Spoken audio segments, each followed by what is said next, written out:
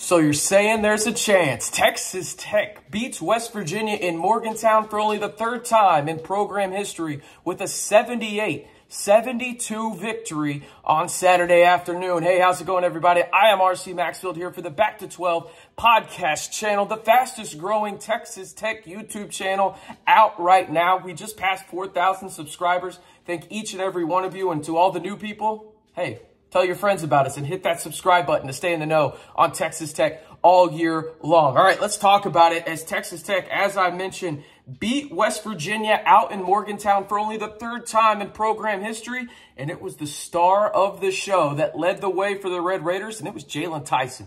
A career-high 27 points on 11 of 15 shooting, 3 of 4 from 3, 2 of 3 from the free throw line. Also had 5 rebounds, but let's not discredit what Fardaws did. It doesn't look too pretty if you just strictly look at the field goals, but hey, let's look at the whole line.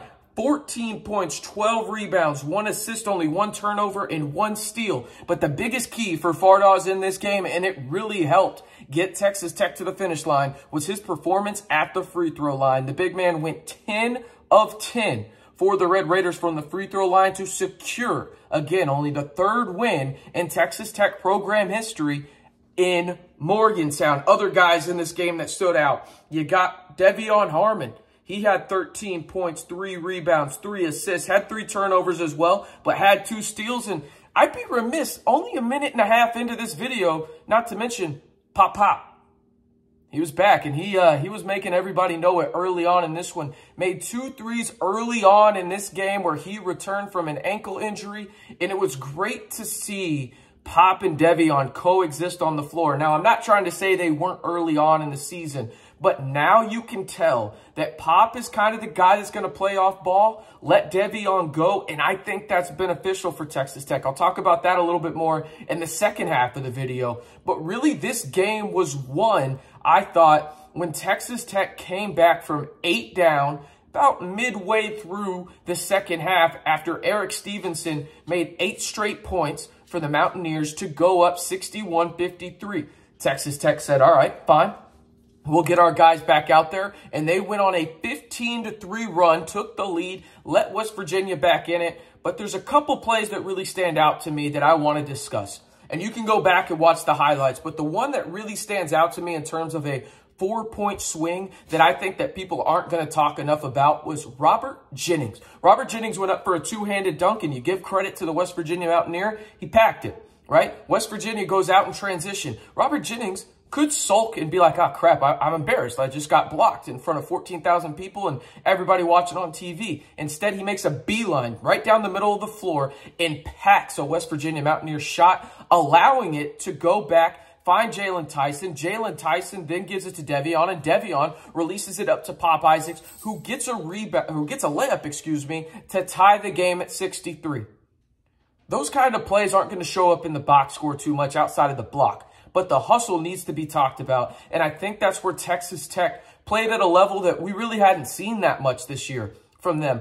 I thought personally this was Texas Tech's best game of the entire season. And the reason being is because it came on the road. Listen, they played pretty well in Stillwater, but you didn't end up with the W. One last-second mistake ruined you, right? With not boxing out and allowing them to have the offensive rebound with 0.3 seconds left. Tonight, there was none of that. They let West Virginia go on their runs, but they went out and responded with a 15-3 run of their own. They went down in crunch time, boxed out, made sure that they won the rebound battle 39-28, and they're heading back to the 806 with the W and still a chance to make the NCAA tournament. And if I would have told you that just a couple weeks ago, you would have said I was crazy. Because listen, I said they didn't have a chance to make the NCAA tournament. I think I said it was like a 0.001% chance. I'd put it at a good 20%. But I'll say this, and I'll leave it after this. I want to know, give me your one word down in the comments below to this win for Texas Tech and what it means for the Red Raiders. All right? Give me that, and also who the player of the game was. I'm pretty sure I know who you're going to go with. Pretty easy, right? Jaylon Tyson. But let me know down in the comments below on the pinned comment. All right, I want to talk about how Pop and De'Vion playing together in the way that they did against West Virginia could really potentially even springboard Texas Tech even further to a level we haven't seen them play this year. The reason being is this. I think Pop thrives off the ball. That's not to say he's not a good point guard, but I think he thrives off the ball, and I think he creates more for Texas Tech in that area than he does on the ball. Reason being is this: De'Vion Harmon and Fardaws have a very good pick and roll combo going right now. De'Vion Harmon is a good passer, right? It seems like he can get to the rim whenever he wants to, albeit he'll have to make it through some contact to get there. But having Pop find that soft spot or trail even the pick and roll where De'Vion can just drop it back to him, right, allows you to really create more space and have better three-point opportunities. I think the lineup I love most moving forward, and I would not be surprised whatsoever if this is the starting lineup moving forward for Texas Tech. You're going to have De'Vion, Pop, Jaylon Tyson, Kevin Obanor, and Fardaws. Reason being is this: put Kevin Obanor in the right corner. Let Jaylon Tyson be on the left side of the floor. Figure out where he wants to go. He can kind of be that Swiss Army knife and beat you at every level of the floor. Fardaws and De'Vion will be at the top of the key, running the pick and roll. You'll have Pop on the right arc, right? Allow Pop to go to his left or whichever way he feels more comfortable. You can have him on the left arc if he feels better going right. And allow him to find that space that the pick and roll presents. When doing this, this also allows baseline opportunities for Kevin Obanor and Jaylon Tyson for easy layups. Or, hey, you got guys collapsing to the basket for an offensive rebound opportunity. Texas Tech has changed a lot of things. And listen, don't get me wrong, I've been critical of this team in terms of the lack of adjustments. Throw that out the window. They made me look dumb today. Texas Tech threw everything and the kitchen sink at the West Virginia Mountaineers. I mean, I was speechless damn near at one point because they ran 5 different types of defense in the first half alone against West Virginia. It truly was, again, the best game that Texas Tech has played this year because it was on the road, because of the execution, right? You look at it, they had 12 turnovers. 8 of them came in the first half. Only 4 second-half turnovers, and 2 of them were by De'Vion Harmon, who kind of had the ball slip out of his hands, and then West Virginia made a really good play, right? So you limit your turnovers in the second half where you absolutely had to limit them. And now you go and you look at the Big 12 standings, all right? This is what the Big 12 standings looks like right now. Doesn't look great by any means. You're still 4-10, but you have a chance in the best conference in America to still make the NCAA tournament. You're thinking, RC, how do you do that? Well, first and foremost, the Big 12 is the best conference in America, and it's not close. It's 1 and then a Grand Canyon-type gap between 1 and 2, in my opinion. Okay? You play at Oklahoma. That's another potential quad 1 road victory. All right? Now you're sitting at 5 wins. Then you got TCU, who's fighting through some injuries right now, at home. You beat them, you're at 6. Then you go to Lawrence.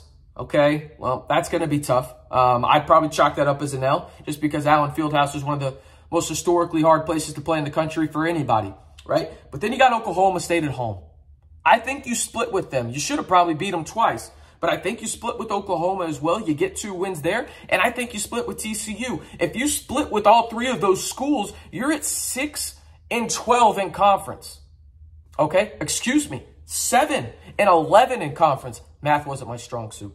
Was not a math major at Texas Tech. But this allows you to go into Kansas City, and if you get 1 more win there, I think you're a tournament lock. I truly do. There's a lot of ifs here. There's a lot in front of you, but the best part about this is Texas Tech continues to hold their own destiny going into the Oklahoma game on Tuesday night. The Red Raiders win 78-72 in Morgantown for only the 3rd time in program history, and I can tell you this right now, no team in the Big 12 wants to face the Texas Tech Red Raiders. I'm RC Maxfield reminding you for the latest Texas Tech news and rumors each and every day, an instant reaction to everything going on in Texas Tech athletics. You know what to do. Join the largest Texas Tech YouTube channel community right here on the Back to 12 podcast channel.